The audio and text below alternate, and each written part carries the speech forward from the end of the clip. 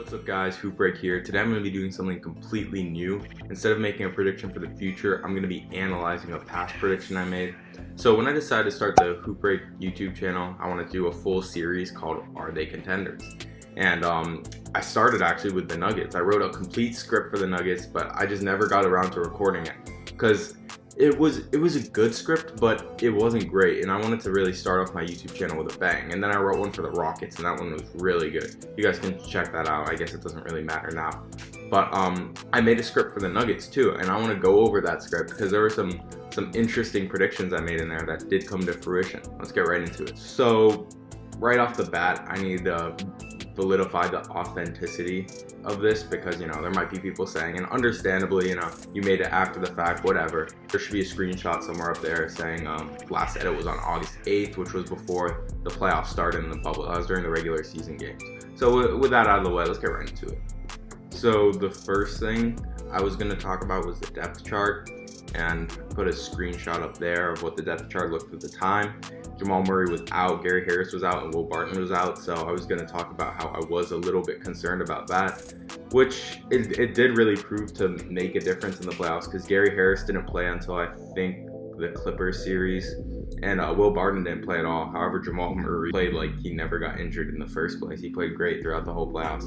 Yeah, let me get into the pros now. So the first thing I said is, right off the bat, the team starting lineup looks well assembled. They have two stars in Jamal Murray and Jokic. Millsap provides veteran experience and good defense. So Jamal Murray and Nikola Jokic were definitely stars throughout the playoffs. However, I don't really think Millsap contributed as much as I expected him to. I was kind of wrong about how much Millsap would contribute. But I don't know, you never know how much someone contributes in the locker room as well because, you know, he is a veteran. I said Gary Harris and Will Barton can both score when they need to, and they provide spacing for Jokic on the inside, which wasn't really the case fully because they were out for most of the playoffs. But once Gary Harris did come back, he did provide some spacing. And then Barton, Harris, and Millsap also compensate for Jokic and Murray's lack of defense, which definitely happened. Millsap did play good defense throughout the playoffs, and so did Harris once he came back. I wish Will Barton came back. That would have been. I think they would have taken the Lakers to another game, or even beat the Clippers in 6 instead of 7 with Barton, because he's a really good perimeter defender, and he could have definitely done some work on Paul George and Kawhi, even though, you know, they didn't really need to do much more work on Paul George. He kind of did the work on himself. So the next thing I talked about was their bench. I talked about how Jeremy Grant was an underrated acquisition, and how he's a power forward that stretches the floor with his 39% from 3. He can also guard athletic wings like Kawhi thanks to his combination of size and athleticism, and that's exactly what happened. Throughout the playoffs, Grant played great defense, and he was honestly a colossal part of the Nuggets' success. As well as my next talking point, I talked about Michael Porter Jr. and Bol Bol, and talked about how they'd see minutes. Even though Bol Bol didn't really see many minutes, Michael Porter Jr. really turned into a scoring threat all of a sudden throughout those playoffs, and he really ignited the offense at many times, which is kind of what I said here. I talked about how MPJs look great and he could be a bucket off the bench that Denver needs, so I think I was pretty spot on with that. And then I said overall the Nuggets are a deep team. They have a lot of guys that can drop a cool 20 on any night, which is true, but they weren't as deep as they would be otherwise because of Will Barton didn't play at all. You know, Gary Harris was still coming back, getting back into rhythm. He never really found his groove again once he came back. And then I talked about how the Nuggets have been together for a year and have great chemistry.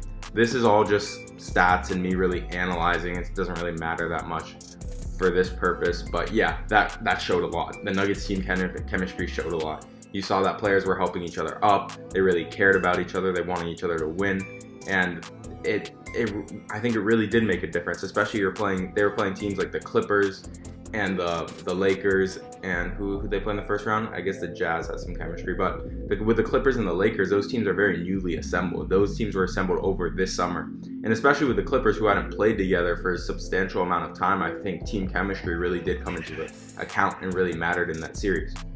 My next point, which kind of relates to team chemistry in a way, is closing.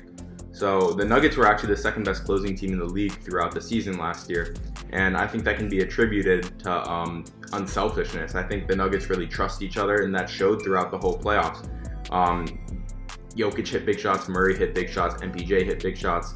I think Gary Harris even hit a big shot once he came back. And if I don't think that was necessarily the case for the Clippers. I don't think the Clippers really trusted each other. It was always Kawhi and Paul George hitting those big shots, and the Nuggets knew that they were going to shoot those shots so they could prepare defensively, whereas the Clippers couldn't prepare for whatever the Nuggets were going to throw at them.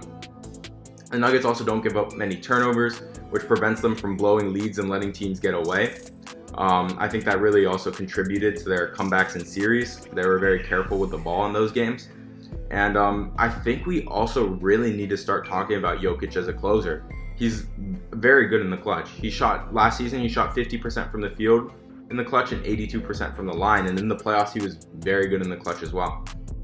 So now I'm going to go into what my concerns were going into the playoffs for the Nuggets. So first of all, the Nuggets don't have a superstar, which is still true. I said I love how Jokic plays, but I don't think he's good enough to be the best player in the championship team. I still don't believe that Jokic can just put a team on his back.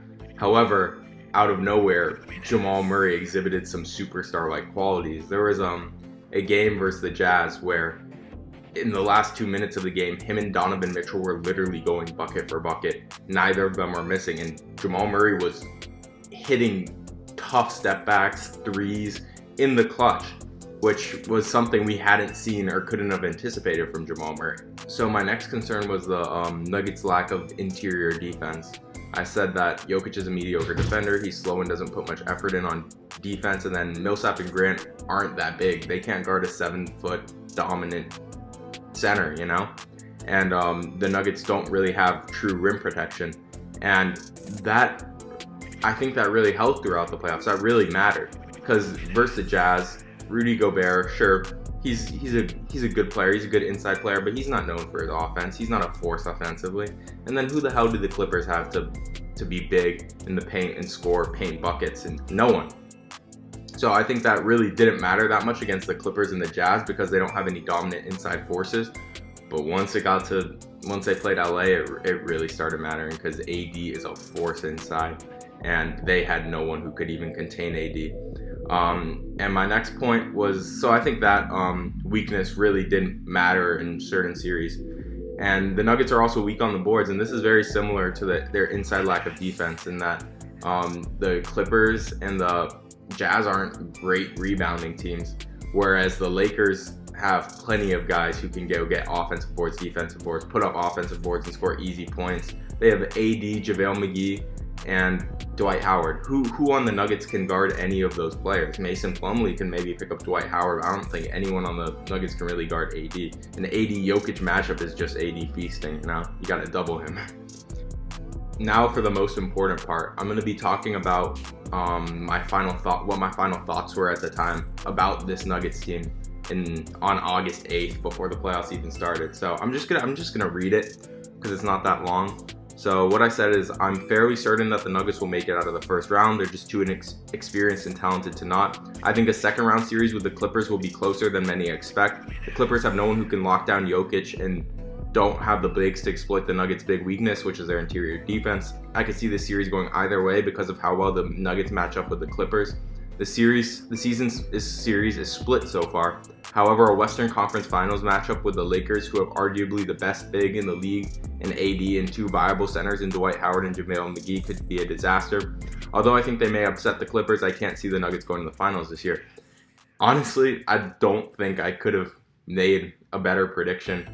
I think that's exactly what happened. The Clippers had no one who could lock down Jokic, and they had no one who could exploit the Nuggets' flaws either, whereas the Lakers did, and that's what prevented them from going to the finals. So overall, I wish I posted this video earlier, but that's about it for today. So if you enjoyed this video, be sure, give me a thumbs up. Also follow me on Instagram. I post much more in there than I do here.